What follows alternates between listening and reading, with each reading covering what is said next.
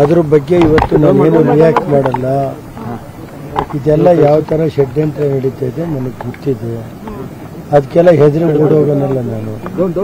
ಗೊತ್ತಾಯ್ತಾ ಸರ್? ಇಲ್ಲೇ ಇದೀವಲ್ಲ, ಅದನ್ನ ಕಾನೂನು ರೀತಿ ಏನಿದೆ ಅದನ್ನ ಎದುರಿಸಕ್ಕೆ ಅವರು ಏನಿದೆ ಕಾನೂನು ರೀತಿ ಮಾಡಿ. ಯಾವುದೋ 4 ವರ್ಷ 5 ವರ್ಷದ್ದು ತಗೊಂಡ್ಬಂದು ಕೇಸ್ ಹಾಕೋದು ಯಾವ ಥರ ಇತ್ತು. ನಾನು ಅದ್ರ ಬಗ್ಗೆ ಏನು ರಿಯಾಕ್ಟ್ ಮಾಡಲ್ಲ.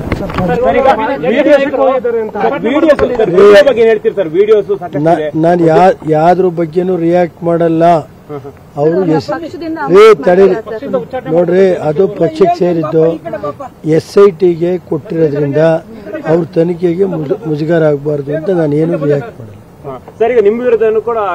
ನಾನು ಅದಕ್ಕೆ ಹೇಳಿದ್ದಲ್ರಿ ಈಗ ಇದೆಲ್ಲ ರಾಜಕೀಯದ ಇದಿರುತ್ತಲ್ಲ, ನಾನು ಅದಕ್ಕೆ ಹೇಳಕ್ ಹೋಗಲ್ಲಪ್ಪ.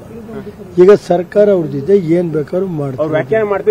ಅತಿ ದೊಡ್ಡ ಲೈಂಗಿಕ ಹಗರಣ ಅಂತ ಹೇಳಿ ಅದಿದ್ರೆ ತನಿಖೆ ನಡೆಸ್ಕೊಳ್ಳಿ.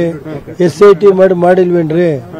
ಅದ್ರ ಬಗ್ಗೆ ತನಿಖೆ ನಡೆಸ್ಕೊಳ್ಳಿ. ಕಾನೂನು ರೀತಿ ಏನಾಗುತ್ತೆ ಸರ್. ಈಗ ಅವನು ಮಾಮೂಲಿ ಹೋಗ್ಬೇಕಾಯ್ತು, ಹೋಗಿದ್ದಾನೆ. ಇವ್ರೇನು FIR ಆಗ್ತಾರೆ ಅಂತ ಅವ್ರಿಗೇನು ಗೊತ್ತಿತ್ತ? SIT ಮಾಡ್ತಾರೆ ಅಂತ ಗೊತ್ತಿತ್ತ?